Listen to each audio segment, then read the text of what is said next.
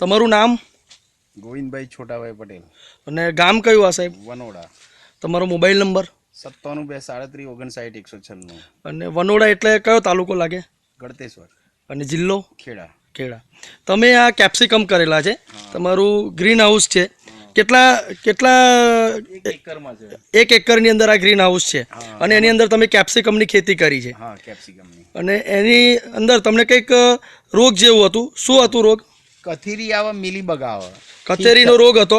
Tips આવે. આ કેપ્સિકમની અંદર તમે અમારી બાયોફિટ દવા છાંટી નથી રિઝલ્ટ લેવા માટે કે આપણે થોડાક જ જગ્યામાં બાયોફિટ દવા છાંટીએ, તો આ તમે જગ્યા બાકી રાખી છે. આ બાકી રાખી, આ શું, આ છોડનો પ્રકોપ, એનો આ રોગનો પ્રકોપ દેખાય જ છે એમ. આ રીતના તમારે આ તકલીફ હતી, પાન કુકડાઈ જતા હતા, અને એની ડીર છે એ ડીર બંધ થઈ જતી હતી, મરચા નાના થઈ જાય, અને મરચાની સાઈઝ પણ નાની થઈ જાય.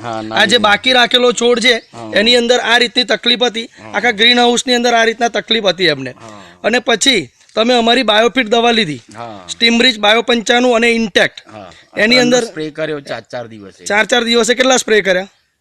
2 સ્પ્રે આયા ને, 4 દિવસ પહેલા એક કર્યો અને પછી 4 દિવસ પછી બીજો કર્યો. ઓકે, એટલે 10 દિવસ જેવું થયું તમારે? 6 પંપ કર્યા મેં. ઓકે, અને એ જે ફાયદો થયેલો છે એ મરચી તમે બતાવો કે જેમાં તમે સ્પ્રે કરેલો છે. આ ગ્રીન હાઉસની અંદર ગોવિંદભાઈ સાહેબે આ સ્પ્રે કર્યા છે કે જેની અંદર દવા છાંટી છે, એમાં કેટલો ફાયદો થયો છે આપણે જોઈએ. આ નાના છોડની અંદર પણ તમે જગ્યા બાકી રાખી હતી, નાના છોડની અંદર પણ આ જગ્યા બાકી રાખી હતી, એમાં આ રીતની તકલીફ છે.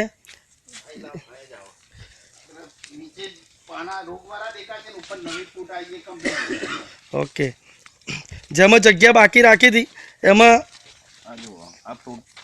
આ નાના છોડ છે બીજા, એમાં પણ જેમને જગ્યા બાકી રાખી હતી તો એમાં સ્પ્રે કર્યા પછી જે પહેલા રોગ આવી ગયો તો એ પાના જુદા પડે છે, નવી ડીર આવી. આ જે આમાં દવા છાંટી છે તમે, આ દવા છાંટી છે તો નવી ડીર ચાલુ થઈ છે, એમને નવી ડીર ચાલુ થઈ ગઈ છે જેમાં દવા છાંટી છે એમાં.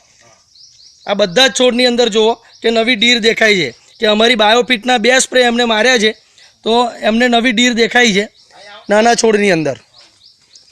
અને આ ટાઈમના છોડ બતાવો, અને આ જેમાં આ રીતના એમના બધા જ છોડના પાના થઈ ગયા હતા, નાના છોડ છે એની અંદર, અને જેમાં દવા છાંટ્યા પછી આ નવી ડીર ચાલુ થઈ છે. ગોવિંદભાઈના આ ફાર્મ હાઉસ છે એની અંદર.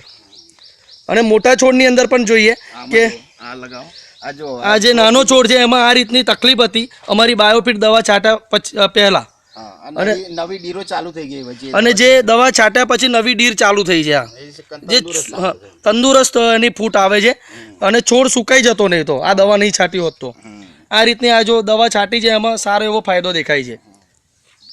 મોટા છોડની અંદર પણ એમને દવા છાંટી છે તો જોઈએ કે કેટલો ફાયદો થયેલો છે. રોગ આવ્યો તો હમણાં નવી ડીર ચાલુ થઈ ગયા. આ રોગ આવ્યો હતો, એમાં સ્પ્રે કર્યા પછી આ વ્હાઈટ પાના થતા હતા અને રોગ આવી જતો હતો, અને એમાંથી આ નવી ડીર ચાલુ થઈ છે ઉપર, નવી ફૂટ ચાલુ થઈ છે. 10 જ દિવસ થયા છે, હજુ 2 સ્પ્રે થયા છે. 7-8 દિવસ થયા, 8 દિવસની અંદર એમને 2 સ્પ્રે કર્યા છે તો એમને આટલો ફાયદો થયેલો છે. ખેડૂત મિત્રો તો જોવા એમને આ કેટલો બધો ફાયદો થયેલો છે. નવી ફૂટ આવે તો શું થાય સાહેબ?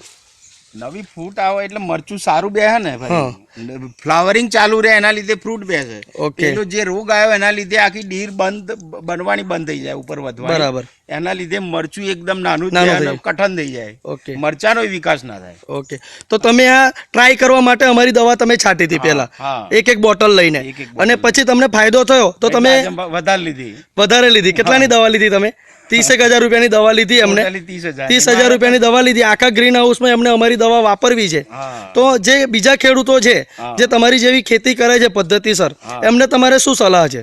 સારામાં સારું રિઝલ્ટ છે પેસ્ટિસાઇડ વાપરવી એના કરતા હર્બલ છે અને સારી છે એમ. અને વારંવાર આ છંટકાવવાથી આપણે ઉત્પાદન વધે તો અત્યારે ઉનાળામાં ભાવ વધારે મળે વસ્તુ. બરાબર છે, એના લીધે વધારે કમાવાય. બરાબર છે. તો તમે પણ ખેડૂતો આ દવા છાંટો તો તમને પણ આ ગોવિંદભાઈ જેવો ફાયદો થશે. Thank you.